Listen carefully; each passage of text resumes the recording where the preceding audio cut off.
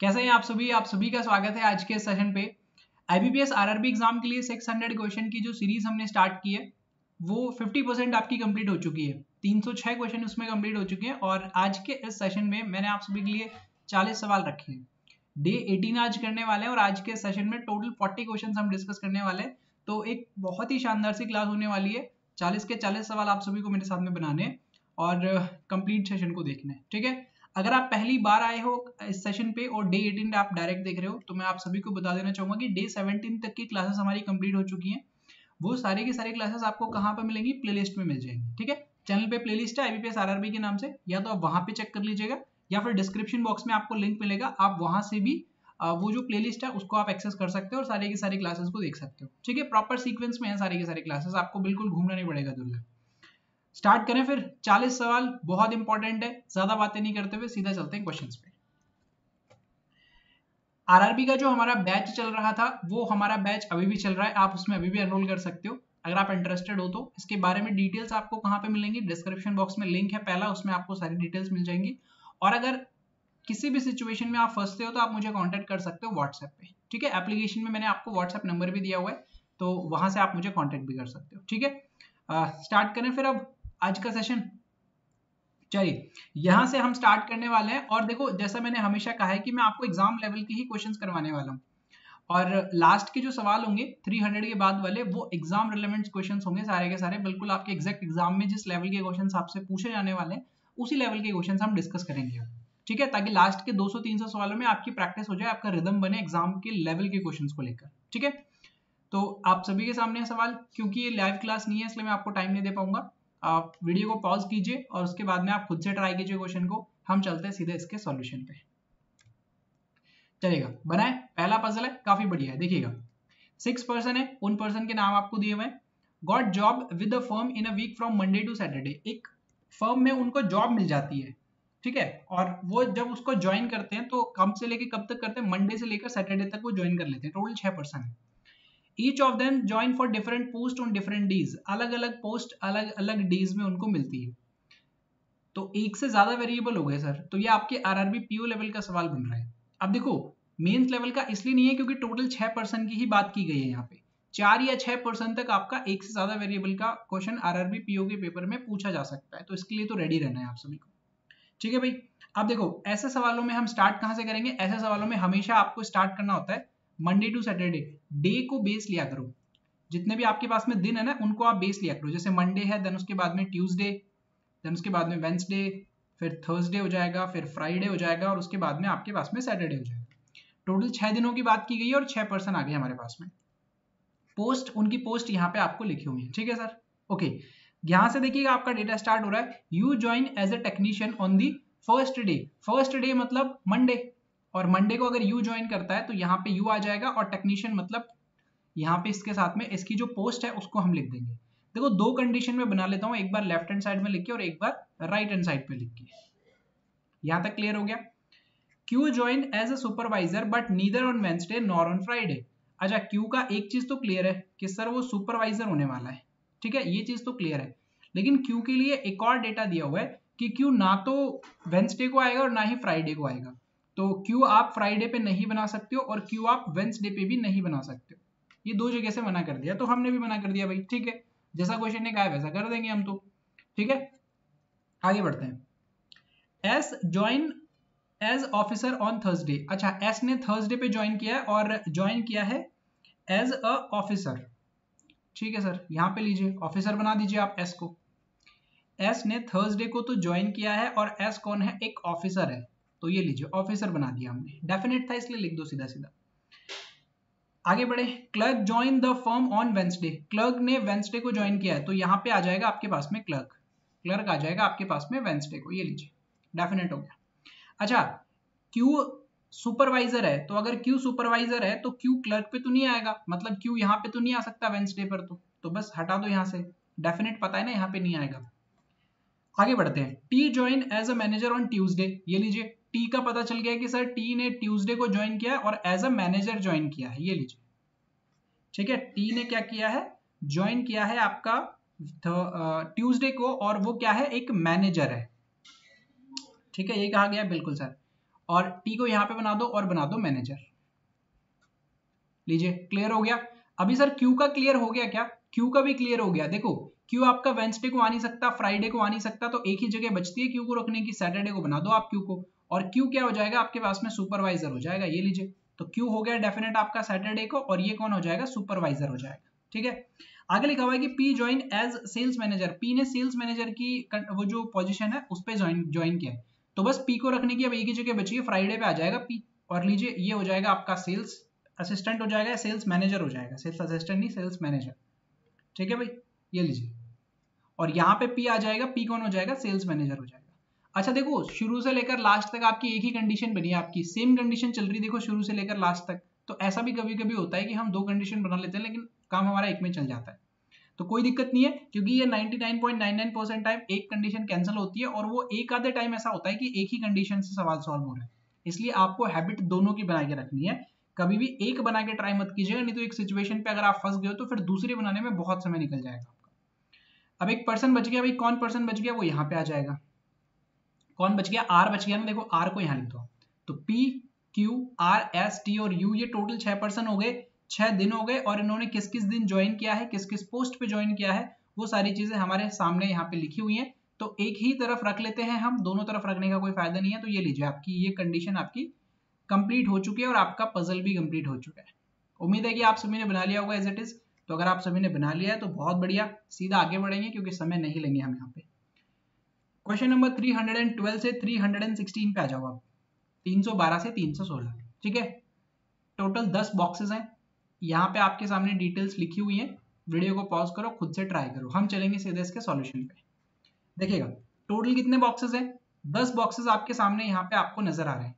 10 boxes are placed one above other in the particular order. एक order में आपके पास में रखे हुए हैं। Box number 1 is at the bottom and the box number 10 is at the top.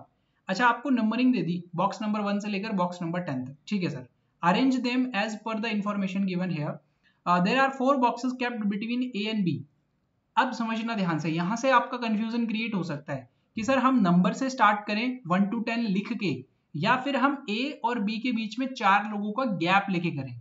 तो दोनों सिचुएशन है आपके पास में। अगर मान लीजिए कि मैं यहाँ पे नंबर नहीं देता, मैंने सिर्फ इतना कहा होता कि 10 बॉक्सेस है, एक के ऊपर करके एक लिखे हुए हैं, और अब आप बता दो, तो आपके मन में डाउट ही नहीं आता, क्योंकि आपको यहीं से स्टार्ट करना पड़ता। अब ये डाउट इसलिए आएगा क्योंकि हो सकता है कि सर नंबर लेके क्वेश्चन जल्दी सॉल्व हो जाए, या फिर ए और बी का गैप लेके क्वेश्चन जल्दी सॉल्व हो जाए, तो ये ढूंढना पड़ेगा सर। तो ये ढूंढने के लिए एक बार आपको थोड़ा सा रीड करना पड़ेगा आगे सवाल को। अगर नंबर से रिलेटेड कोई डेटा दिया हुआ है ना, तब तो आपको नंबर पे जाना है, और नंबर से रिलेटेड कोई डेटा नहीं है तो आप फिर ए और बी के डिफरेंस पे चले जाना। ठीक है, इसके लिए 1 से 2 डेटा और रीड करो, एक बार नजर मार लो पूरे के पूरे पजल पे। जैसे आप नेक्स्ट डेटा पे आओगे, देखो सी जो है वो टॉप पे रखा गया बॉक्स नंबर 10 पे, और अगर आप देखोगे तो आगे एक और डेटा नजर आ रहा है 7th नंबर पे। तो एक चीज क्लियर हो गई यहां से कि सर नंबर से स्टार्ट करना पड़ेगा, मतलब सबसे ऊपर हम लिखेंगे बॉक्स नंबर 10, 9, 8, 7, 6, 5, 4, 3, 2 एंड 1। क्लियर हो गया? अब देखो डेटा आपके पास में जो भी है वो डेफिनेट हो जाए तो लिखते रहो, इनडेफिनेट हो तो साइड में लिखते रहो। देखो there are 4 boxes kept between A and B. A और बी के बीच में 4 बॉक्सेस है। अब डेफिनेट नहीं कह सकते सर हम कि ए और बी के बीच में जो 4 बॉक्सेस होंगे वो कहां पे होंगे। तो ये एक डेटा है, तो इसे इस तरीके से लिख लो, ए और बी के बीच में टोटल कितने हो गए जी? 4 बॉक्सेस हो गए, लीजिए क्लियर हो गया। अब देखो box C is placed at the top at the box number 10। Box C जो है वो 10 नंबर पे रखा गया है, तो बॉक्स सी को आप यहाँ पे रख दो, डेफिनेट है सर सी पे, सी डेफिनेट है 10 नंबर पे, तो सी को यहाँ पे रख दिया 10 नंबर पे। आगे बढ़े, there are 2 boxes between box D and box E. D और ई के बीच में 2 बॉक्सेस हैं, डेफिनेट नहीं है, तो डी और ई के बीच में 2 बॉक्सेस यहाँ पे लिख लो आप, के लीजिए डी और ई के बीच में 2 बॉक्सेस आप यहाँ पे लिख लीजिए। क्लियर हो गया? आगे बढ़े, box B is placed at odd number position. Okay, B को लेकर एक आपके पास में डेटा मिला कि ऑड नंबर पोजीशन पे होगा, लेकिन सर बहुत सारी ऑड नंबर वाली पोजीशन है, हम डेफिनेट नहीं कह सकते, तो अभी हम यहाँ से स्टार्ट भी नहीं कर पाएंगे। ठीक है, 9 नंबर पे भी हो सकता है और 7 नंबर पे भी हो सकता है। 5 नंबर पे तो चलो नहीं हो पाएगा क्योंकि 4 का गैप आप मेंटेन नहीं कर पाओगे, लेकिन 3 नंबर पे भी हो सकता है और 1 नंबर पे भी हो सकता है। तो अभी डेफिनेट नहीं है, तो बस इतना लिख देते हैं कि बी जो होगा वो ऑड नंबर पे आएगा। ठीक है भाई, क्लियर हो गया? आगे, box F is at 7th position from the bottom. 7th position पे एफ, ये लीजिए एफ डेफिनेट हो गया जी। अब अब आपके पास में F डेफिनेट हो चुका है, बहुत बढ़िया sir. Box G and box E is kept in place immediately above and immediately below box F। अब थोड़ा ध्यान से समझिएगा, बॉक्स G और बॉक्स E ये दोनों के दोनों F के इमीडिएट नेबर्स होंगे और एक बार ऊपर और एक बार नीचे लिखना है। तो एक बार तो आप इस तरीके से लिख लो कि E जो होगा वो F के ऊपर हो जाएगा और G जो होगा वो F के नीचे हो जाएगा, और एक बार आप ये लिख लो कि G यहाँ पे हो जाएगा और E यहाँ पे हो जाएगा। यही दो कंडीशन पॉसिबल है, इसके अलावा तो पॉसिबल नहीं था। नहीं सर इसके अलावा पॉसिबल नहीं है, तो दो कंडीशन हो गई अब आपके पास में। आगे बढ़ो, box H is placed exactly between the box I and B। I और B के एग्जैक्टली बीच में रखा हुआ है, मतलब I और B के एग्जैक्टली बीच में, मतलब I और H के बीच में जितना गैप होगा उतना ही H और B के बीच में ही उतना ही गैप होगा। ठीक है, तो यहां पे मैं लिख देता हूं exactly between. One of the box is placed is J। One of the box, उनमें से एक बॉक्स जो है वो J है। ठीक है सर, क्लियर हो गया। J कोई बॉक्स होगा वो बची हुई पोजीशन पे आ जाएगा। अब क्या करें सर, सारा डेटा लिख लिया। अब देखो उस डेटा को पिक करो जो पहले वाले जो आपके पास में 4 यहाँ पे आपकी पोजीशन कंफर्म हो गई ना, उससे रिलेट करते हुए C, E, F या G से रिलेट करते हुए कोई डेटा आपको मिले। अगर यहां से नहीं मिल रहा तो फिर जो सबसे ज्यादा बार रिपीट हो रहा है उसको देखो। लेकिन अगर आप देखोगे तो D और E के बीच में देखो 2 का गैप मिल गया आपको, तो लेफ्ट हैंड साइड वाली कंडीशन पे देखो E से नीचे आ जाएगा 2 का गैप करके D, और राइट हैंड साइड वाली कंडीशन पे 2 का गैप करके E को आप यहाँ लिख सकते हो। E और D के बीच में गैप आ गया। ठीक है भाई, तो ये लीजिए डेटा आपका क्लियर हो गया, D और E के बीच का रिलेशन। अब समझना, अब आपके पास में जो डेटा है वो कौन सी हेल्प करेगा आपकी, वो सर B वाला डेटा हेल्प करेगा। क्योंकि देखो अगर आप देख पा रहे हो तो B और A के बीच में 4 का गैप है, B ऑड पे है और B और I के बीच में H आने वाला है, तो B बड़ा कंफर्म हो गया सर, मतलब B बड़ा इंपॉर्टेंट हो गया। तो B को लेके यूज करो, B ऑड नंबर पे आएगा। पहले मैं राइट हैंड साइड वाली कंडीशन को देख रहा हूं, मतलब इस वाली कंडीशन को देख रहा हूं। क्या आप B को यहां लिख सकते हो एक नंबर पे, लिख सकते हैं सर ऑड नंबर पे, लेकिन B और A के बीच में 4 का गैप करना पड़ेगा फिर। तो 1 2 3 और 4 4 का गैप करके आप A को नहीं लिख सकते हो, 3 नंबर पे आप लिख नहीं सकते हो, 5 नंबर पे आप वैसे भी नहीं लिख सकते क्योंकि ऊपर 4 का गैप करके C आया हुआ है और नीचे टोटली 4 पर्सन है। तो एक जगह बचती है B को रखने की, ये लीजिए मैंने B को यहां रख दिया, और 4 का गैप मतलब 1 2 3 एंड 4, 4 का गैप करने के बाद में A जो होगा वो यहां पे आ जाएगा। तो राइट हैंड साइड वाली कंडीशन पे सर B डेफिनेट हो गया। लेफ्ट हैंड साइड वाली कंडीशन पे आ जाओ, एक नंबर पे नहीं बैठा सकते हो, 3 नंबर पे नहीं बैठा सकते हो, 5 नंबर पे D आ चुका है, तो लेफ्ट हैंड साइड वाली पे भी B जो होगा वो यहाँ पे आएगा, और 1 2 और 3 और 4 का गैप करके A जो होगा वो यहाँ पे आ जाएगा। दोनों के दोनों आपके डेफिनेट हो चुके हैं। तो लीजिए A और B के बीच में 4 लोगों का गैप था तो हमने कंप्लीट कर लिया, B ऑड नंबर पे आएगा, ये भी हमने कंप्लीट कर लिया। अब समझना ये वाला डेटा आपकी हेल्प करेगा। I और B के एग्जैक्टली बीच में H आएगा, मतलब I और H के बीच में जितने लोग होंगे उतने ही H और B के बीच में होंगे। सर लेफ्ट हैंड साइड वाली कंडीशन पे तो B यहाँ पे है देखो, अब आप H और I को इन 3 पोजीशन पे ही लिख सकते हो। तो आप लिख लो, मान लीजिए H को यहाँ लिखोगे तो H और B के बीच में तो बहुत ज्यादा गैप हो गया सर, I को कहाँ लिखेंगे हम। यहाँ पे भी आप H लिखोगे तो भी वही बात है, और यहाँ पे भी आप H लिखोगे तो भी वही बात है, तो ये तो नहीं बैठेगा सर। तो राइट हैंड साइड वाली कंडीशन देखो, 5 नंबर पे अगर आप H को लिख देते हो तो B और H के बीच में कितने लोगों का गैप है देखो, 1 2 3, तो 1 2 और 3 का गैप छोड़ के I को आप यहाँ पे लिख दो, तो B और I के एग्जैक्टली बीच में कौन हो जाएगा, H हो जाएगा, और 1% जो भी आपके पास में बच गया उसे यहाँ पे लिख दो। बहुत ही बढ़िया पजल था। 10 बॉक्सेस तक का पजल आपके बिल्कुल आ सकता है, आपके पीओ के पेपर में ही आ सकता है। क्लर्क के पेपर में 8 बॉक्सेस हो जाएंगे, बस इतना ही फर्क पड़ेगा, इससे ज्यादा फर्क नहीं पड़ने वाला। ठीक है, तो मैं आपको लेवल भी क्लियर करते जा रहा हूँ कि कौन से किस लेवल तक के सवाल आपके एग्जाम में पूछे जा सकते हैं। क्लियर हो गया ना। देखो आप 1% जो भी बच गया उसे यहाँ पे लिख दो। अब लास्ट वाला जो डेटा था उनमें से एक बॉक्स J है, तो J को यहाँ लिख दो, ये लीजिए हो गया आपका सवाल कंप्लीट। बताइए, था ना बड़ा मजेदार सा सवाल। चलिए आगे बढ़ेंगे, देर नहीं करेंगे, रुकेंगे नहीं। आप सभी को रुकना है, वीडियो को पॉज करके ट्राई करना है क्वेश्चंस को। मैं तो देखो लगातार ही करते रहूंगा क्योंकि रिकॉर्डेड क्लास है। बनाइए सवाल को, ये आपका क्लर्क लेवल का सवाल है। ये जो सवाल आपके सामने लिखा हुआ है ये वाला सवाल आपके क्लर्क लेवल का सवाल है।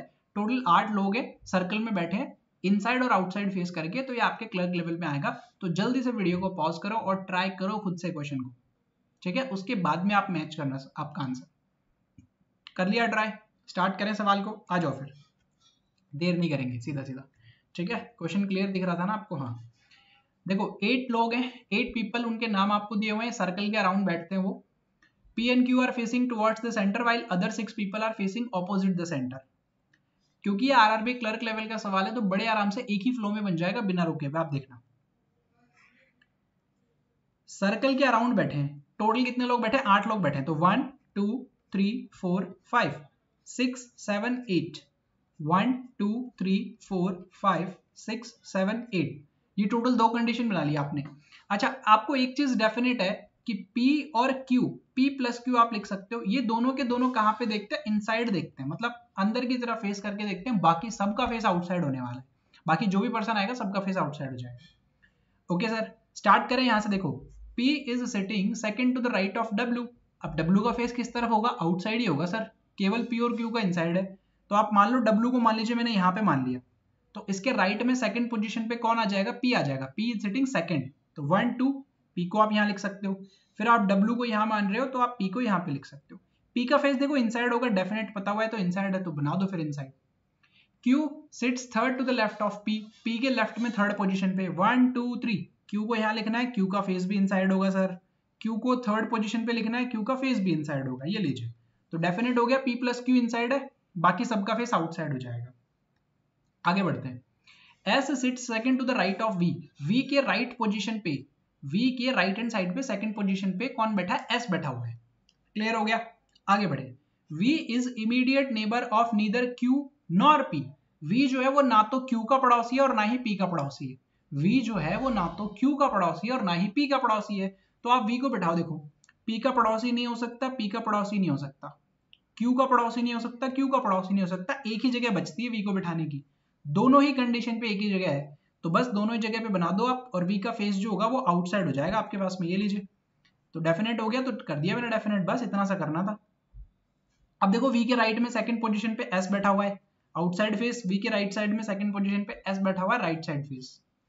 T and U are immediate neighbours and face outside, T और U दोनों इमीडिएट नेबर और आउटसाइड फेस करते हैं, तो देखो दो कंडीशन अभी तक आपकी सेम चल रही है, और दोनों के दोनों अगर इमीडिएट बैठे हैं तो ये वाली कंडीशन है आपकी कि आप T को एक बार यहाँ लिख दो और U को यहाँ लिख दो, या फिर आप एक बार T को यहाँ लिख दो और या U को यहाँ लिख दो, दोनों के दोनों आउटसाइड फेस करेंगे, ये लीजिए, क्लियर है सर। लेकिन अगले डेटा में लिखा हुआ है कि P and T are not immediate neighbours, P and T are not neighbours, P और T नेबर्स नहीं है, लेकिन सर इस सिचुएशन पे तो दोनों नेबर्स बन गए, तो ये गलत हो जाएगी फिर आपकी कंडीशन, तो एक ही कंडीशन बचती है आपके पास में राइट हैंड साइड वाली, वो सही कंडीशन है आपकी और ये गलत वाली कंडीशन है। लीजिए, हो गया क्लियर आपका सवाल, क्वेश्चन खत्म, बस आपके क्लर्क लेवल का सवाल था, जैसा मैंने पहले ही क्लियर कर दिया था, पीओ लेवल के 2 सवाल हमने कर लिए ना शुरू में, तो एक क्लर्क लेवल का भी करना था। लीजिए, अब 1% बच गया, उसका फेस आउटसाइड कर दीजिए, और आर बच गया आपके पास में, देखो आर नहीं लिखा हुआ, बाकी सारे के सारे यहाँ पे लिखे हुए हैं। डन सवाल बना रहे हो ना आप, साथ ही साथ में भाई वीडियो को पॉज करके टाइमर ऑन करके बना लेना। लाइव क्लासेस में मैं टाइम देता हूँ, बट लाइव क्लास अभी नहीं कर पा रहा हूँ मैं, जल्दी करेंगे वो भी शुरू, टेंशन नहीं लेनी उस चीज़ की भी। अब तक क्वेश्चंस पहुंचते रहेंगे आपके प्रैक्टिस के लिए, बिल्कुल जेन्युइन की आपको तैयारी करते रहना, रुकना नहीं है, ठीक है, और लाइक भी करते रहना भी साथ ही साथ में, ठीक है। तो यहाँ तक आए हो, अच्छा लग रहा है सेशन, लाइक जरूर करना। बिना रुके हुए आगे बढ़ेंगे हम, 15 सवाल हमने कंप्लीट कर लिए, देखो तो आगे बढ़े, एक और सवाल करते हैं, एक और पजल है आप सभी के लिए, बड़े अच्छे सवाल लिए मैंने आप सभी के लिए। देखो एक और आपका बढ़िया सा सवाल है, टोटल 8 पर्सन है, वो एक लाइन में बैठे हैं, equal number of person are facing north and south direction, मतलब 4 लोग नॉर्थ की तरफ देखेंगे और 4 लोग साउथ की तरफ देखेंगे, कौन से 4 नॉर्थ है कौन से 4 साउथ है हमें नहीं पता, बस वही तो पता करना है, इसलिए तो पजल दिया हुआ है आपको ये अरेंजमेंट। तो चलो फिर स्टार्ट करो फटाफट से, वीडियो को पॉज करो और बनाओ जल्दी से जल्दी। बना लिया, बहुत बढ़िया, आ जाओ अब इस सवाल को सॉल्व कर लेते हैं। ध्यान से समझना, टोटल कितने लोग हैं, टोटल 8 लोग बैठे हैं सर यहाँ पे, उन 8 पर्सन का नाम, एक सेकंड यहाँ पे, हाँ ठीक है, सेम है, मुझे लगा अलग हो गया क्योंकि ये मैंने इस तरफ लिखा हुआ था और यहाँ पे मैंने लैंडस्केप की तरफ लिखा हुआ है, ठीक है भाई, सेम ही है दोनों सवाल। चलो स्टार्ट करते हैं, 8 पर्सन है, उनके नाम आपको यहाँ पे दिए हुए हैं, एक लाइन में बैठता है, equal number of person are facing north and south direction, not more than 2 consecutive adjacent person face in the same direction. ये इंपॉर्टेंट डेटा है, देखो ये जो डेटा दिया जाता है ना, ये ऐसे नहीं दिया जाता है कि लिख दिया बस ऐसे ही, नहीं, ये इंपॉर्टेंट है कि 2 से ज्यादा लोग पड़ोस में नहीं बैठेंगे जो सेम डायरेक्शन में फेस करते हैं, मतलब मान लीजिए नॉर्थ डायरेक्शन के 2 पड़ोसी बैठे हैं, नॉर्थ की तरफ एक पर्सन बैठा है, दूसरा भी नॉर्थ की तरफ बैठा है, तो उन दोनों के बगल में जो पर्सन बैठेगा वो नॉर्थ में नहीं हो सकता, तो फिर 2 से ज्यादा हो जाएंगे ना, क्योंकि इसलिए वो नहीं हो सकता, उसको साउथ में बनाना पड़ेगा आपको, ये कहना चाह रहा है। Person at extreme and face in the same direction, जो एंड पे बैठे हैं वो सेम डायरेक्शन में देखते हैं, एक और इंपॉर्टेंट डेटा। चलिए स्टार्ट करते हैं। देखो L sits third to the right of O, who sits immediate right of S. S face north direction. एक डेटा थोड़ा सा साथ में पढ़ने की हैबिट डालो। वैसे देखो यहाँ पे S पे एंड हुआ था और S पे ही स्टार्ट हो रहा है, इसलिए ध्यान चला गया मेरा, बट फिर भी एक डेटा एक्स्ट्रा रीड करने की आप हैबिट बना लेना। S के इमीडिएट राइट में कौन बैठा है? L बैठा है, सॉरी S के इमीडिएट राइट में O बैठा है। देखो L sits third to the right of O, who sits immediate right of S. तो ये who किसके लिए यूज हुआ है? O के लिए यूज हुआ है। तो O जो है वो S के इमीडिएट राइट में बैठा है, तो ये लीजिए S के इमीडिएट राइट में बैठा दिया। और यहाँ पे आप एक बार S के इमीडिएट राइट में और बैठा दो, दो कंडीशन हो जाएंगी हमारे पास में। अब ये कहा जा रहा था कि L जो है वो O के लेफ्ट में बैठा है थर्ड पोजीशन पे। L sits third to the right of O, sorry O के राइट में बैठा है। तो दो कंडीशन है सर, या तो आप O का फेस साउथ डायरेक्शन की तरफ कर लो या तो O का फेस नॉर्थ डायरेक्शन की तरफ कर लो। और थर्ड पोजीशन पे बैठा है, तो देखो 1 2 एंड 3 L हो गया, 1 2 एंड थर्ड पोजीशन पे कौन हो जाएगा? L हो जाएगा। तो O के राइट में थर्ड पोजीशन पे आपने L को बैठा दिया। क्लियर हो गया? L का डायरेक्शन क्लियर नहीं है इसलिए नहीं बनाएंगे। आगे बढ़ते हैं। Two people sit between L and E, L और E के बीच में 2 पर्सन बैठे हैं, तो L के देखो इस तरफ आना पॉसिबल नहीं है, तो 2 पर्सन का गैप करो और E को यहाँ बैठाओ।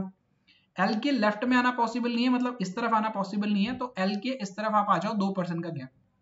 टोटल 8 पर्सन है। अगर आप सेकंड कंडीशन पे देखोगे तो देखो 1 2 3 4 5 6 7 8 टोटल 8 लोग मिल गए आपको। और यहाँ पे 1 2 3 4 5 6 7 टोटल 7 लोग मिले। ठीक है सर, क्लियर हो गया। आगे बढ़ते हैं। O does not sit at extreme end, O and पे नहीं बैठेगा, तो O एंड पे नहीं बैठेगा तो एक और पर्सन यहाँ पे आएगा, ये लीजिए, ऊपर भी 8 हो गए नीचे भी 8 हो गए। M sits immediate right of N, M जो है वो N के इमीडिएट राइट में बैठता है। ठीक है, M जो होगा वो N के इमीडिएट राइट में बैठेगा। लिखा हुआ है ना, M sits immediate right of N and both face south direction. Okay, दोनों साउथ डायरेक्शन की तरफ देख रहे हैं, तो अगर साउथ डायरेक्शन की तरफ देख रहे हैं तो इस तरीके से बैठेंगे वो। M का फेस साउथ की तरफ होगा, फिर M के इमीडिएट राइट में कौन हो जाएगा? M हो जाएगा। देखो इमीडिएट नेबर्स है दोनों के दोनों। अगर आप फर्स्ट वाली कंडीशन में देखोगे तो एक ही जगह है बिठाने की, आपको N को यहाँ बैठाना पड़ेगा फेस साउथ डायरेक्शन की तरफ, और M को आप यहाँ बैठा दो फेस साउथ डायरेक्शन की तरफ। सेकंड वाली कंडीशन की बात करें तो अभी देखो यहाँ पे भी M और N आ सकता है और यहाँ पे भी N और N आ सकता है, दो कंडीशन है तो नहीं बनाएंगे। आगे बढ़ते हैं। लिखा हुआ है कि M and L are not adjacent to each other, M और L पड़ोसी नहीं हो सकते। तो क्या यहाँ पे M और L पड़ोसी आए? नहीं सर, यहाँ पे M और L पड़ोसी नहीं आ सकते, मतलब आप M को यहाँ नहीं लिख सकते, यहाँ तो लिख सकते हो ना। तो लीजिए N को साउथ डायरेक्शन की तरफ, M को भी साउथ डायरेक्शन की तरफ, M और L पड़ोसी नहीं होंगे। अब डेफिनेट हो गया सर। आगे बढ़ते हैं। R does not face south, मतलब R का जो फेस होगा वो नॉर्थ डायरेक्शन की तरफ हो जाएगा। क्लियर हो गया? जो भी आपने डेफिनेट था उसे बना लिया। अब समझना, अब देखो आपकी हेल्प करेंगे ये वाले डेटा कि 2 से ज्यादा लोग एक डायरेक्शन की तरफ फेस करके नहीं बैठ सकते, और जो एक्सट्रीम एंड पे बैठे हैं वो सेम डायरेक्शन में फेस करते हैं।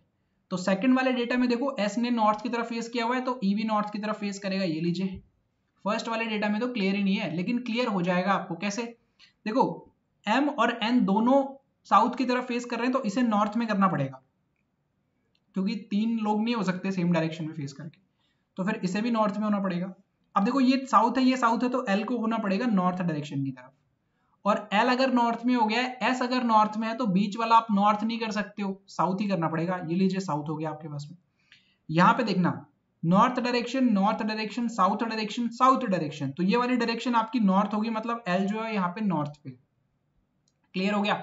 अब यहाँ पे सर क्लियर नहीं हो पाएगा, ये जो 2 पर्सन का गैप है, अभी ये क्लियर नहीं होगा कि कौन साउथ में होगा और कौन नॉर्थ में होगा, क्योंकि अगर आप देखोगे तो 1 2 3 4 हो गया सर डेफिनेट। 4 लोग आपको नॉर्थ में मिल गए, तो बाकी के जो 4 लोग होंगे वो साउथ डायरेक्शन की तरफ देखेंगे, ये लीजिए। क्लियर हो गया? तो 4 नॉर्थ की तरफ और 4 साउथ की तरफ आपके हो चुके हैं यहाँ पे डेफिनेट। अब R does not face south, R south की तरफ देखेगा नहीं, तो फर्स्ट वाले डेटा में देखो R को आप यहाँ लिखोगे, क्योंकि R को नॉर्थ डायरेक्शन की तरफ फेस कराना है, और सेकंड वाले डेटा में अगर आप देखोगे तो ये 2 ही कंडीशन थी R को बिठाने की, लेकिन सर ये दोनों तो साउथ डायरेक्शन की तरफ फेस कर रही है, तो इसका मतलब R जो होगा वो यहाँ पे भी नहीं आ सकता। ये लीजिए, मना कर दीजिए यहाँ पे कि R यहाँ पे नहीं आएगा। तो लीजिए फिर फर्स्ट वाली कंडीशन आपकी सही कंडीशन हो गई है। एक ही पर्सन बचा है, उसको बैठा दीजिए आप। कौन सा पर्सन बचा है भाई? L हो चुका है कंप्लीट, M भी, N हो चुका है, O भी हो चुका है, P बचा हुआ है, तो P को आप यहाँ पे लिख दीजिए और आपका क्वेश्चन हो गया खत्म। ठीक है। उसके बाद में अगर आप देखोगे तो क्यू आर एंड एस, इसमें ई कहां से आ गया भाई? इसमें ई कहां से आ गया? इसमें ई नहीं होना चाहिए था। ये देखो ये वाला जो ई है ना, ये इसमें नहीं होना चाहिए था, क्योंकि आपके जो टोटल 8% है ना उसमें ई नहीं है। तो 8% जो थे उसमें ई की जगह पे किसे लिखना पड़ेगा? आपने किसको हटाया? देखो पी रह गया एक तो, और उसके बाद में कौन रह गया? क्यू रह गया। पी और क्यू रह गए आपके पास में, पी और क्यू आपके पास में यहाँ पे रह गए हैं। तो अगर आप पी को यहाँ बैठाओगे तो फिर यहाँ पे आपको क्यू को बिठाना पड़ेगा, ई नहीं होगा भाई, यहाँ पे क्यू होगा यहाँ पे, ठीक है। और एल और क्यू कर लीजिए फिर इसे, बस यही गड़बड़ थी इसमें, यही गड़बड़ थी इसमें, छोटी सी है ना, टाइपिंग एरर था। क्यू होगा यहाँ पे, है ना, इसको क्यू कर लीजिए, क्यू था, मैं जब इस क्वेश्चन को बनाया था तो क्यू था यहाँ पे, तो इसको आप क्यू कर लीजिए, ठीक है भाई। यहाँ पे अगर आप देखोगे तो जब आपने खुद बनाया होगा, हाँ गड़बड़ है भाई, यहाँ पे भी ई लिखा हुआ था, ठीक है, कोई नहीं, हमने सही कर लिया। पी जो होगा वो यहाँ पे आ जाएगा और क्यू जो होगा यहाँ पे आ जाएगा, ई की जगह पे आप क्यू कर लीजिए इस सवाल में, ठीक है। क्लियर हो गया? आगे बढ़े हम। 4 सवाल हमने कंप्लीट कर लिए, मतलब 20 सवाल कंप्लीट हो चुके हैं, अभी भी 20 सवाल बचे हुए हैं, तो आगे बढ़ेंगे और बचे हुए सवालों को भी कंप्लीट कर लेते हैं। 327 नंबर का आपको सवाल बनाना है। तो इस सवाल को कैसे बनाएं सर? स्टेटमेंट है, कंक्लूजन है, बनाओ। देखो पी और एस का रिलेशन देखो, पी आपका यहाँ पे है और एस यहाँ पे, डायरेक्ट रिलेशन पॉसिबल है क्या? हाँ सर। देखो एक बार डेफिनेट ग्रेटर देन आ गया और सेम डायरेक्शन में फेस है अगले का भी, तो पी जो होगा वो एल से भी ग्रेटर देन होगा और एस से भी ग्रेटर देन होगा, मतलब फॉलो करता है भाई। पहला वाला जो सवाल है वो आपका फॉलो करेगा, यहाँ पे पहला वाला जो कंक्लूजन है वो फॉलो करेगा यहाँ पे। क्लियर हो गया? सेकंड वाला, आई और क्यू के बीच में रिलेशन चाहिए, तो अगर आप आई से क्यू तक पहुंचना चाहते हो तो देखो ये तो दोनों अलग अलग पार्ट में, तो आपको आई से एल तक जाना पड़ेगा पहले। आई और एल के बीच में रिलेशन पॉसिबल है? हाँ सर। एल और क्यू के बीच में रिलेशन पॉसिबल है? हाँ सर। तो I is greater than L और L is greater than Q, तो डायरेक्टली आप ये कह सकते हो कि I जो होगा वो Q से भी ग्रेटर देन रहेगा, मतलब ये वाला भी फॉलो करेगा। तो दोनों कंक्लूजन फॉलो करते हैं, both conclusion 1 and second are true. Done question. Question number 328, F और L के बीच में रिलेशन चाहिए। तो F और L के बीच में अगर आपको रिलेशन चाहिए तो एक बार डेफिनेट आ गया, देखो एक बार डेफिनेट आ गया और उसके बाद में सेम डायरेक्शन और इक्वल वाले ही साइन चल रहे हैं आपके, तो L जो होगा वो U से भी ग्रेटर देन होगा, A से भी ग्रेटर देन होगा और F से भी ग्रेटर देन होगा। यहां तक वो डेटा क्लियर है आपका। तो L जो होगा क्या वो F से ग्रेटर देन होगा? हाँ सर हो जाएगा, हमारे कंडीशन के अकॉर्डिंग तो हो रहा है, तो बस कर दीजिए आप इसे भी, ये ट्रू है सर। D और A के बीच में रिलेशन देखो, D एक बार ग्रेटर देन आ गया देखो बीच में, तो D जो होगा वो F और A दोनों से ग्रेटर देन हो जाएगा, मतलब ये भी क्लियर है। तो इसमें भी आपका both conclusion first and second true हो जाएगा। क्वेश्चन नंबर 328 आपका क्लियर हो गया। आगे बढ़े क्वेश्चन नंबर 329 पे। 329 नंबर क्वेश्चन एक सिलॉग्स का सवाल है, तो एक बार बनाओ आप वीडियो को पॉज करके, फिर हम सॉल्व कर लेते हैं इसको। देखिए ध्यान से समझिएगा, ऑल ए आर बी, सारे के सारे जो ए हैं वो बी हो जाएंगे, ये लीजिए all A are B, clear. Some B are not C, देखो कुछ बी जो है वो सी नहीं होंगे, तो मैं ये वाला पार्ट ले लेता हूं, सम बी आर नॉट सी। इस चीज से क्या क्लियर हुआ आपको? इस चीज से क्या क्लियर हुआ आपको? इस चीज से सर एक ही चीज क्लियर हुई है कि बी का ये वाला जो पार्ट है ये सी में नहीं आ सकता। इस चीज को लेकर आप क्लियर हो, बी के बाकी के पार्ट को लेकर आप क्लियर नहीं हो कि वो सी में आएगा कि नहीं आएगा। इतने से पार्ट को लेकर आप डेफिनेट, आपको पता चल गया कि बी का ये वाला पार्ट सी में नहीं आ सकता, लेकिन बाकी के पार्ट को लेकर आप श्योर नहीं हो, वो कैसा भी रिलेशन बना लेगा। सम सी इज डी, कुछ सी जो है वो डी है, ये लीजिए अब तक क्लियर हो गया सर। स्टेटमेंट के अकॉर्डिंग हमने डायग्राम बना लिया, अब आ जाओ कंक्लूजन पे। देखो सम डी इज नॉट बी, कुछ डी जो है वो बी नहीं है, और ये डेफिनेट पूछा है, इसमें डेफिनेट पूछा है, समझना ध्यान से। कुछ डी बी नहीं है, क्या ये पॉसिबिलिटी है? देखो डी और बी के बीच में आप क्या कोई डायरेक्ट रिलेशन बना पा रहे हो? डी और बी के बीच में सर डायरेक्ट रिलेशन कुछ नजर नहीं आ रहा, लेकिन एक छोटा सा रिलेशन नजर आ रहा है, वो कंफ्यूजन हमारे मन में पैदा कर रहा है कि सर सी और डी के बीच में ये जो सम वाला पार्ट है ना, ये वाला पार्ट बी में नहीं जा सकता, तो क्या some D is not B true है? नहीं है ट्रू। क्यों? समझना ध्यान से। बी का ये वाला जो पार्ट है ना, बी का ये वाला पार्ट आपका सी में नहीं आएगा, इस चीज को लेकर आप श्योर हो। सी पूरा का पूरा बचे हुए बी में जा सकता है, ये भी पॉसिबिलिटी बन रही है। सी का ये जो पार्ट है ना पूरा का पूरा, ये पूरा का पूरा उठ के इस बी वाले पार्ट में आ जाएगा। बिल्कुल आ सकता है सर, क्योंकि बाकी के पार्ट को लेकर आप श्योर नहीं हो ना, आप तो सिर्फ इतने से पार्ट को लेकर श्योर हो, और वो भी बी टू सी आप श्योर हो, सी टू बी आप श्योर नहीं हो कि बी का ये वाला जो पार्ट है ये सी में नहीं आएगा। सी का कोई भी पार्ट बचे हुए बी में आएगा या नहीं आएगा उसे लेकर आप श्योर नहीं हो। अगर वो वाला पार्ट बी में आ गया तो डी हो जाएंगे सर सम, नॉट कैसे होगा फिर, डी और बी के बीच में सम की कंडीशन बन जाएगी। इसलिए आप डेफिनेट नहीं हो, some D is not B, definite नहीं पता है तो फॉलो नहीं करेगा, फॉलो नहीं करेगा, क्योंकि डी और बी के बीच में डायरेक्ट कोई रिलेशन बन नहीं रहा है और हम इनडायरेक्टली भी नहीं बना पा रहे हैं, तो हम क्या कहेंगे कि हम डेफिनेट नहीं है, तो डेफिनेट नहीं है तो फॉलो नहीं करेगा। सेकंड वाला, at least some A being C is a possibility, कुछ सी के सी होने की पॉसिबिलिटी है क्या? बिल्कुल पॉसिबिलिटी तो है ही सर, सी वाला जो पार्ट है वो ए में आ सकता है, डेफिनेटली आ सकता है, तो सेकंड वाला आपका फॉलो करेगा, मतलब केवल और केवल सेकंड वाला फॉलो करता है, तो if only conclusion second is true, ये होगा इस क्वेश्चन के लिए करेक्ट आंसर। आगे बढ़ेंगे 330 क्वेश्चन पे, और सवाल आपके सामने, आप जरूर से जरूर बनाइए इससे पहले। अब हम आ जाते हैं सॉल्व करते हैं इसे। सम ए आर बी, कुछ ए जो है वो बी होंगे, देखो ए और बी के बीच में सम वाली कंडीशन बना दी, नो बी आर सी। अब देखो बी और सी के बीच में नो वाला रिलेशन है, तो बी का कोई भी पार्ट सी में नहीं आएगा और सी का कोई भी पार्ट बी में नहीं आएगा।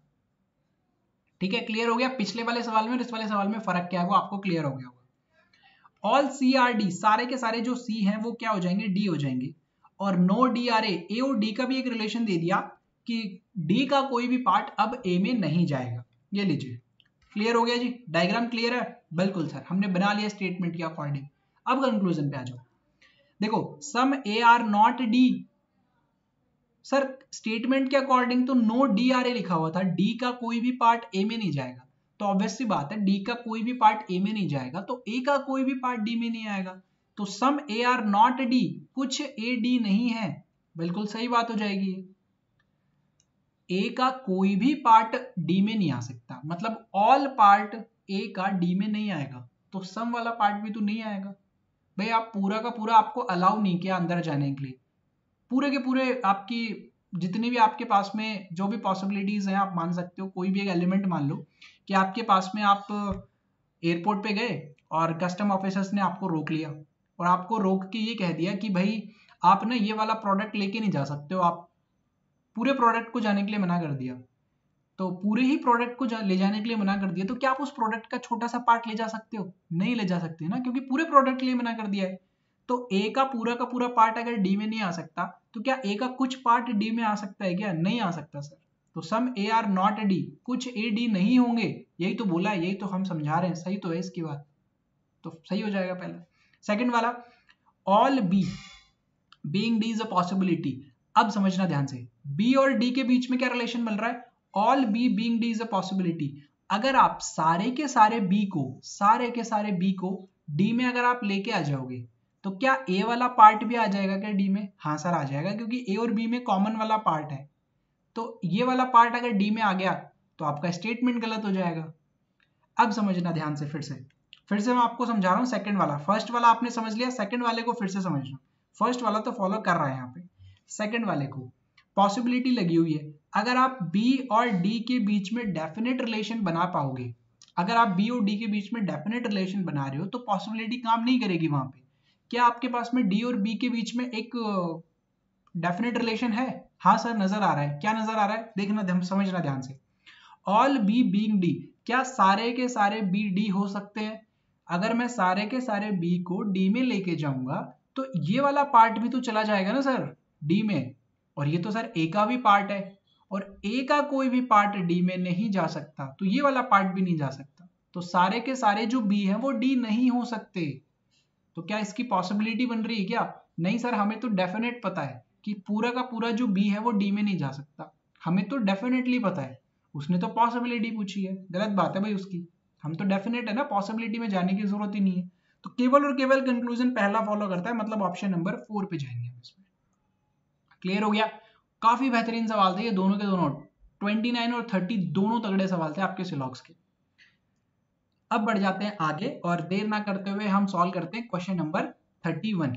समझना ध्यान से, हम जाएंगे सबसे पहले साइन मेथड पे। तो ये पॉजिटिव है, ये पॉजिटिव है, तो पहला नेगेटिव का दूसरा नेगेटिव का, नेगेटिव पॉजिटिव तो पहला पॉजिटिव का दूसरा पॉजिटिव का। साइन मेथड से देख के बता सकते हो कि x और y के बीच में ये वाला रिलेशन बनेगा, y is always greater than x, क्योंकि ये दोनों नेगेटिव है, दोनों पॉजिटिव है, तो ऑप्शन नंबर डी हो जाएगा आपका यहाँ पे करेक्ट आंसर।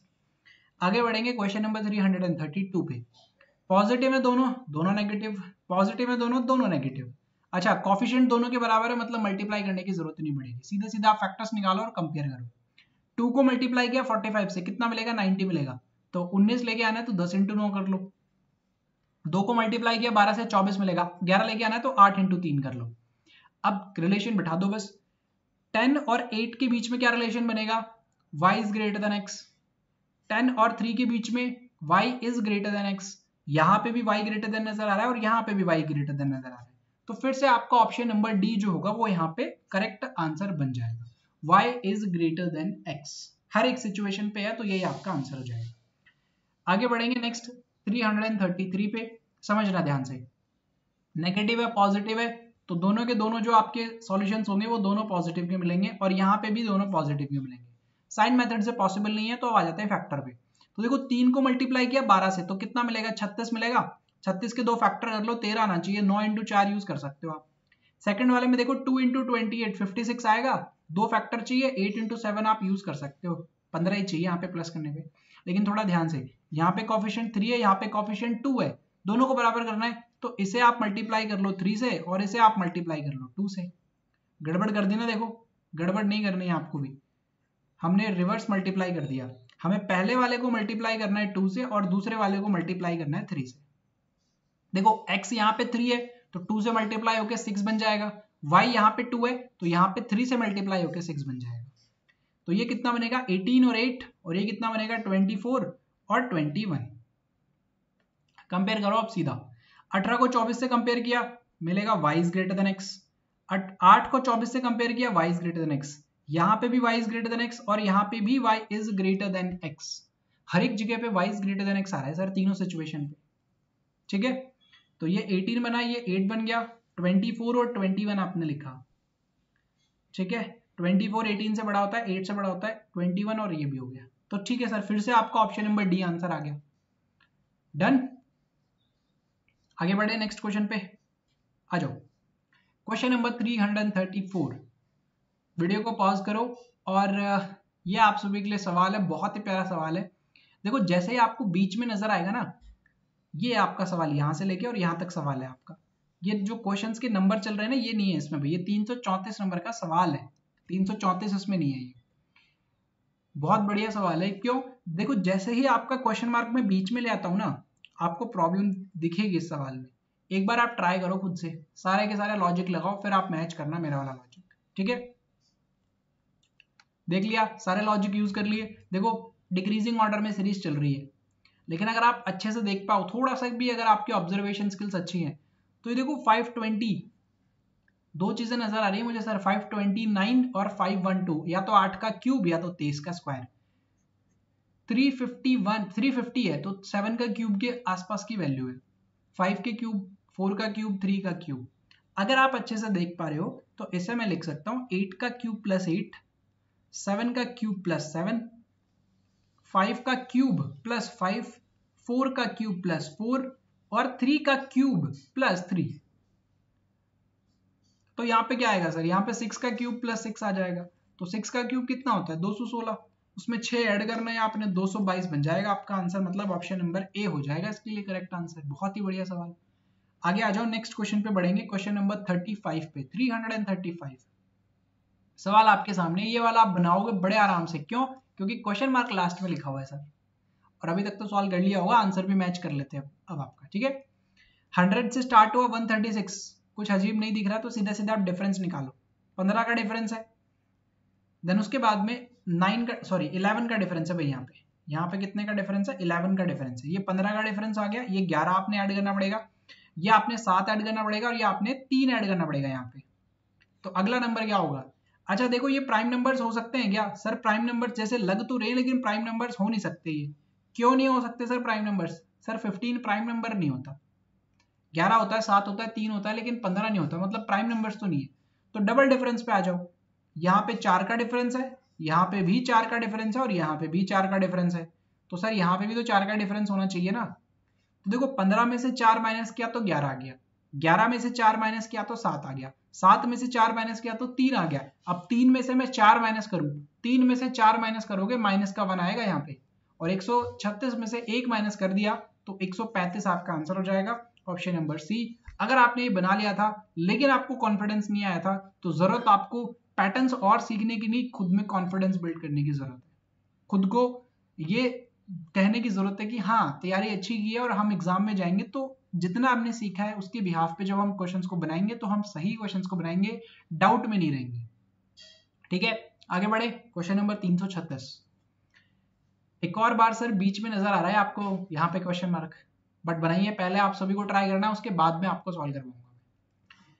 265 106 बहुत ज्यादा डिफरेंस नजर नहीं आ रहा है, नॉर्मल डिफरेंसेस से जाएंगे। लेकिन अगर आप देख रहे हो तो एक बार देखो डिक्रीज हुई है सीरीज, फिर इंक्रीज हुई है, फिर डिक्रीज हुई है, इंक्रीज डिक्रीज इंक्रीज डिक्रीज अगर आपको दिख रहा है ऐसा, तो ऑल्टरनेट नंबर्स को कंपेयर करते हैं हम हमेशा ही। तो चलिए ऑल्टरनेट नंबर को कंपेयर करना शुरू कर देते हैं। 265 से 241 कितना कम हो गया सर? 24 कम हो गया सर। ये 5 माइनस 1 करोगे 4, 6 माइनस 4 करोगे 2, 24 हो गया सर। 41 से 19 पे आना है, 22 कम हो गया सर, 22 कम कर दिया हमने। ठीक है, यही नजर आ रहा है। 41 से 19 पे आओगे 22 कम हो जाएगा। ओके, 127 से 106 पे आना है तो माइनस का 21 करना पड़ेगा। ठीक है, तो यहां पे जो आपका डिफरेंस होगा वो कितना होगा? देखो माइनस का 24 है, 22 है, 21 है, पैटर्न के अकॉर्डिंग हमारा माइनस का 23 होगा यहाँ पे। 24 23 22 21 यही चल रहा है पैटर्न। तो 23 कम करने के बाद में अगर 127 आया है तो यहाँ पे आपके पास में 150 आना चाहिए। तो 150 में से जब मैं 23 माइनस कर दूंगा तो 127 आ जाएगा मेरे पास में, तो मतलब 150 हो जाएगा इस क्वेश्चन के लिए correct answer. Option number D हो जाएगा इसके लिए। डन सवाल, आगे बढ़े अगले सवाल में। क्वेश्चन नंबर 337, बहुत ही शानदार सा सवाल है। एक और वीडियो को पॉज कीजिए और बनाइए, खुद से कोशिश कीजिए। देखिए 95 से स्टार्ट होकर 230 पे पहुंच गया, मुझे तो नॉर्मल सा डिफरेंस नजर आ रहा है। यहाँ पे 31 का डिफरेंस है, यहाँ पे अगर आप देखोगे तो आपको 25 का डिफरेंस नजर आएगा, और यहाँ पे अगर आप देखोगे 18 और 5 23 का डिफरेंस नजर आएगा। तो 23 25 31 तक पहुंचना है तो दो दो ही बढ़ा दो बस, इसमें 27 कर लो और इसमें 29 कर लो। तो जैसे 27 यहाँ पे बढ़ाओगे वैसे 170 आ जाएगा, और 170 में जैसे 29 ऐड किया 199 आ जाएगा। मतलब ऑप्शन नंबर डी हो गया फिर से आपका करेक्ट आंसर। क्वेश्चन हो चुका है आपका क्लियर। आगे बढ़ते हैं। 5 सवाल हमने बना लिए नंबर सीरीज के भी, सॉरी 4 सवाल हमने बनाए थे, ये 5वां सवाल है। ठीक है, इसके बाद में 3-4 सवाल अरिथमेटिक के भी हैं और उसके बाद में अप्रोक्सीमेशन के भी सवाल लिए मैंने। तो अभी काफी क्वेश्चंस बचे हुए हैं, वो भी सवाल सॉल्व करना। 23 से स्टार्ट हुआ 113 पे पहुंच गया, नॉर्मल सा डिफरेंस है। देखोगे 4 का डिफरेंस नजर आ रहा है, देखोगे 9 का डिफरेंस नजर आ रहा है, देखोगे 16 का डिफरेंस नजर आ रहा है, आगे का डिफरेंस पता नहीं है। अगर आप थोड़ा सा भी ऑब्जर्व कर पा रहे हो तो ये तो स्क्वायर्स नजर आ रहे हैं मुझे भाई हर एक नंबर के। तो 5 का स्क्वायर 25 होता है, 6 का स्क्वायर होता है 36, 25 इसमें आप ऐड कर लो 77 हो जाएगा आपके पास में। 77 में 6 ऐड करो 83, 8 और 6 कितना होता है? 8 और 3 कितना होता है? 11 होता है ना। तो 83 में जैसे 36 आप ऐड करोगे, 77 में जैसे आप 36 ऐड करोगे 113 आपको यहाँ पे मिल जाएगा। क्लियर हो गया। 4 का गैप था, 9 का गैप था, 16 का गैप था, स्क्वायर वाला गैप देखा और आंसर हमारा मैच कर गया, 77 हो जाएगा करेक्ट आंसर हमारा इस सवाल के लिए। देर नहीं करते हुए आगे बढ़ेंगे और क्वेश्चन नंबर 339। तो जल्दी से सॉल्व कर लीजिए सवाल को और उसके बाद में हम इस सवाल को सॉल्व करने वाले हैं। ठीक है, तो उम्मीद करूंगा कि अभी तक आप सभी ने बना लिया होगा। आरआरबी लेवल का सवाल है, लगभग क्लर्क में इस लेवल का सवाल आपको देखने को मिल सकता है। Present age of A is equal to B's age 8 years ago. A की जो प्रेजेंट एज है वो बी की 8 साल पहले वाली एज के बराबर है। ए की जो प्रेजेंट एज है वो बी की 8 साल पहले वाली एज के बराबर हो जाएगी। ठीक है sir. 4 year hence the respective ratio between A's and B's age will be 4:5. What is A's present age? A और B की एज का आपको रेशियो दे दिया 4:5 और ये काय कि ये तो 4 साल के बाद का रेशियो है। मतलब प्रेजेंट में जो उनकी एज होगी अगर मैं उसको 4 साल से बढ़ा दूं और फिर उन दोनों के बीच में रेशियो निकाला जाए तो फिर वो 4:5 आएगा। तो अगर मैं प्रेजेंट एज चाहूँ ए की तो मैं ये कह सकता हूँ कि सर अगर आप रेशियो से बाहर निकालना चाहते हो तो आप एक्स यूज कर लो। ये लीजिए 4x और 5x हमने यूज कर लिया। लेकिन अगर प्रेजेंट एज की बात हो रही है तो ये तो सर 4 साल के बाद का रेशियो है। प्रेजेंट एज के लिए हमें 4 साल कम करनी पड़ेंगी। तो ए की जो प्रेजेंट एज है वो कितनी हो जाएगी, 4x में से मैं 4 साल कम कर दूं, 4x उसकी 4 साल के बाद की एज है, उसमें से 4 साल कम कर दो, प्रेजेंट एज होगी। बी की जो प्रेजेंट एज होगी वो कितनी हो जाएगी, 5x में से 4 कम कर दो, और ये जो -8 है ये पहले से चल रहा है यहाँ पे। तो बस इस इक्वेशन को सॉल्व कर लो और आपके पास में आ गई ए की वैल्यू। यही लेवल रहेगा आपके आरआरबी के पेपर में, एग्जाम के दौरान देख लेना आप। तो ये 4x - 4 एज इट इज रहेगा, ये कितना हो जाएगा, 5x - 12 हो जाएगा। अब ये 12 लेफ्ट हैंड साइड पे लेके आओ, तो 12 - 4 बनेगा, और ये बनेगा 5x - 4x, तो ये बनेगा 8 बराबर x। x की जो वैल्यू वो 8 आ चुकी है, तो a की प्रेजेंट एज ये रही सर, a की प्रेजेंट एज 4x - 4, 32 - 4 28 आपका यहाँ पे करेक्ट आंसर आ जाएगा इजीली, और बड़े आराम से आप सबने बना लिया होगा मेरे ख्याल से। और बढ़े हम आगे, क्वेश्चन नंबर 340 पे आ जाते हैं। बहुत ही बढ़िया सा सवाल है, ध्यान से समझिएगा इस सवाल को। इस सवाल को करने के लिए बढ़िया अप्रोच का यूज करेंगे। लिखा हुआ है कि 18 litre of pure water was added to a vessel containing 80 litre of pure milk. 80 litre का एक आपके पास में मिल्क है, 80 लीटर आपके पास में एक बकेट है जिसमें मिल्क है, उसमें 18 लीटर क्या मिला दिया, वाटर मिला दिया। लीजिए 18 लीटर में वाटर मिला देता हूं, तो ये टोटल कितना हो गया सर, 98 लीटर का मिक्सचर हो गया। ये टोटल मिक्सचर हो गया आपके पास में 98 लीटर। मैं ऐसा लिख दूं कि भाई 80 लीटर तो आपके पास में मिल्क है और टोटल आपके पास में 18 लीटर वाटर है। ये इस रेशो में अवेलेबल है, मतलब 80 लीटर तो मिल्क है और 18 लीटर आपके पास में वाटर है। ठीक है, 49 litre of the resultant mixture, जो रिजल्टेंट मिक्सचर था, रिजल्टेंट मिक्सचर कौन सा था, इन दोनों को मिलाने के बाद में यही तो बन के आया है, 80 लीटर मिल्क और 18 लीटर वाटर, ये आपका रिजल्टेंट था। उसमें से 49 लीटर को बेच दिया गया और फिर बचे हुए में कुछ और pure milk and pure water add कर दिया गया, जिसका रेशियो था 2:1। ये मेरे पास में टोटल मिक्सचर है। अब इस मिक्सचर में से मुझे टोटल 49 लीटर निकालना है। तो आप सभी को पता होगा कि जिस रेशियो में मिक्सचर अवेलेबल होता है उसी रेशियो में बाहर भी आता है। तो 49 लीटर मुझे बाहर निकालना है सर। रेशियो में किस में अवेलेबल है, मिक्सचर 2 से आप डिवाइड करोगे तो ये 40 बनेगा और ये बनेगा 9। 40:9 में मिक्सचर अवेलेबल है, तो बाहर भी 40:9 में आएगा, तो इस 40:9 में डिवाइड कर लो, तो 40 लीटर और 9 लीटर बनेगा आपके पास में। मतलब 40 लीटर तो आपका मिल्क बाहर आ जाएगा और 9 लीटर आपके पास में वाटर जो होगा वो बाहर आ जाएगा। तो बचेगा कितना, 40 लीटर तो आपके पास में मिल्क बचेगा और 9 लीटर आपके पास में वाटर बचेगा। ये आपका रिमेनिंग अमाउंट बचा। 49 लीटर जैसे आपने बाहर निकाला तो 40 लीटर तो मिल्क बाहर आ गया, तो 40 बचेगा, 9 लीटर वाटर बाहर आ गया तो 9 लीटर बचेगा 18 में से। क्लियर हो गया, आपने क्या कर लिया, मिल्क बाहर निकाल लिया, वाटर भी बाहर निकाल लिया। लेकिन यहीं पे आपको कुछ और काम करना था। वो क्या काम करना है, कुछ और क्वांटिटी में प्योर मिल्क और प्योर वाटर उस मिक्सचर में डाल देना है, जिसका रेशियो 2:1 है। अब आपको क्या करना है, मिल्क और वाटर जिसका रेशियो 2:1 होगा, उस प्रोडक्ट को उठा के और इस मिक्सचर में डाल देना है। किस मिक्सचर में, इस मिक्सचर में। समझ गए यहां तक। टोटल मिक्सचर आपने बनाया, 49 लीटर बाहर निकाल दिया, रिमेनिंग रखा मैंने। अब इस पे कुछ और मात्रा में मुझे प्योर मिल्क और प्योर वाटर डालना है, जिसका रेशियो 2:1 होना चाहिए। मतलब अगर आप 3 लीटर मिक्सचर डालते हो तो 2 लीटर उसमें मिल्क होगा और 1 लीटर उसमें वाटर होगा। ये इसमें डाल देना है। और जैसे ही आपने उस मिक्सचर में डाल दिया उस प्रोडक्ट को, उस मिक्सचर को, फाइनल जो आपका रेशियो बन रहा है वो 4:1 बन रहा है। देखो, जो आपके पास में मिल्क और वाटर था उसका फाइनल रेशियो बन रहा है 4:1। तो आपको बतानी है कि उस प्योर मिल्क की कैपेसिटी, उस प्योर मिल्क की क्वांटिटी आपको बतानी है जो इस प्रोडक्ट में डाली गई थी। प्योर मिल्क कितना डाला था आपने, ये डाला था सर हमने तो 2 यूनिट, तो बस आपको इस 2 यूनिट की वैल्यू बतानी है। अब देखना, अगर आप थोड़ा सा स्मार्टली सोच सकते हो यहां से, तब यहां से आपकी अप्रोच काम करेगी, कम समय में करने वाले। नहीं तो इक्वेशन बनानी पड़ेगी, सॉल्व कर लेना आप, वहां से हो जाएगा वहां से भी। लेकिन अगर थोड़ा सा लॉजिकली आप सोचोगे तो ऑप्शंस को आप एलिमिनेट कर सकते हो ना। समझना ध्यान से, ये 2 यूनिट आपके पास में प्योर मिल्क है और ऑप्शन में भी प्योर मिल्क ही देगा, क्योंकि डायरेक्ट प्योर मिल्क ही पूछा है आपसे। तो एक ऐसा ऑप्शन को एलिमिनेट कर दो जो 2 से डिवाइड नहीं होता हो। ये तो 2 है ना यहाँ पे मिल्क, तो 2 यूनिट में होगा और वो 2 से डिवाइड होगा फिर। तो ऐसा कोई ऑप्शन नहीं मिला सर हमें जो 2 से डिवाइड होता हो। ये लीजिए, अब क्या करें सर, तो अब ऑप्शन को एलिमिनेट करो। कैसे करेंगे, देखो, मान लीजिए आपने 4 को पिक किया सबसे पहले, कि 4 लीटर था वहां पे मिल्क, तो 2 यूनिट की वैल्यू अगर 4 लीटर है तो 1 यूनिट की वैल्यू कितनी हो जाएगी, 2 लीटर हो जाएगी।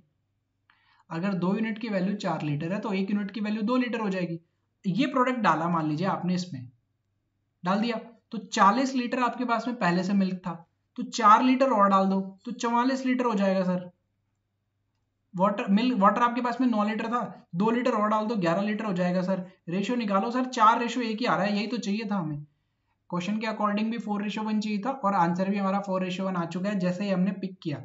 तो बस जैसे ही आंसर मैच किया हमारा, वैसे ही आप क्लिक कर दो, हो गया सर, मिल गया। ऑप्शन नंबर ए हो जाएगा इसके लिए करेक्ट आंसर। ये लीजिए 4 लीटर हो जाएगा आपका आंसर। इस तरह से आप यहाँ पे सोच के कर सकते हो। लेकिन अभी क्या है, खुराफाती दिमाग चलेगा आपका, और आपका खुराफाती दिमाग ये कहेगा कि सर जरूरी थोड़ी कि हम पहला पिक करें वही आंसर आ जाएगा, नहीं आएगा। आपने तो सर ऊपर से स्टार्ट कर लिया और पहला मिल गया। हो सकता है कि हमने एग्जाम में नीचे से स्टार्ट कर दिया, तो बिल्कुल आप नीचे से भी स्टार्ट कर सकते हो। आप इन सबको पिक करके रखने की कोशिश करोगे ना, तो बी सी डी और ई में आपका ऑप्शन नहीं मैच करेगा। आप देखोगे रेशियो नहीं बनेगा 4:1 का। लेकिन सर ये तो टाइम लगेगा ना इसमें, बिल्कुल सर, लेकिन उससे कम लगेगा जब आप इसको इक्वेशन बना के करोगे। ठीक है, आप ये कहोगे कि सर हम नीचे से लेके ऊपर तक जाएंगे तो काफी समय लगेगा, लेकिन मैं गारंटी देता हूं कि उससे कम लगेगा जब आप इसको इक्वेशन बना के करोगे। ठीक है, इसलिए मैं यहाँ पे बता रहा हूँ कि इसको थोड़ा सा लॉजिकली अगर आप सोचोगे तो यहाँ से आप डायरेक्ट कर सकते हो। और चलो मान लो इस ऑप्शन में आपको एक भी ऑप्शन ऐसा नहीं मिला जो 2 से एलिमिनेट होता हो, एक आधा ऑप्शन ऐसा जरूर मिल जाएगा जो 2 से डायरेक्ट एलिमिनेट हो जाएगा, तो ऑप्शन ही 4 बचेंगे आपके पास में। वो तो बिल्कुल ही कम समय लगेगा फिर आपको। और अगर पांचों भी सॉल्व करने पड़ रहे हैं ना आपको, तो मैं गारंटी देता हूँ कि जब आप इसको इक्वेशन बना के सॉल्व करोगे ना, उससे जल्दी सॉल्व करोगे इस तरीके से। ये बढ़िया अप्रोच है इस सवाल को सॉल्व करने की। तो ध्यान रखना कि कहीं भी आपको ऐसा फील हो जाए ना कि हाँ डायरेक्ट ऑप्शंस की हेल्प ली जा सकती है, बेझिझक ले लो, कभी मत कतराओ वहां पे उसकी हेल्प लेने में। ठीक है, आ जाओ नेक्स्ट क्वेश्चन नंबर 341। बढ़िया सवाल है, प्री लेवल में बिल्कुल आ सकता है आपके।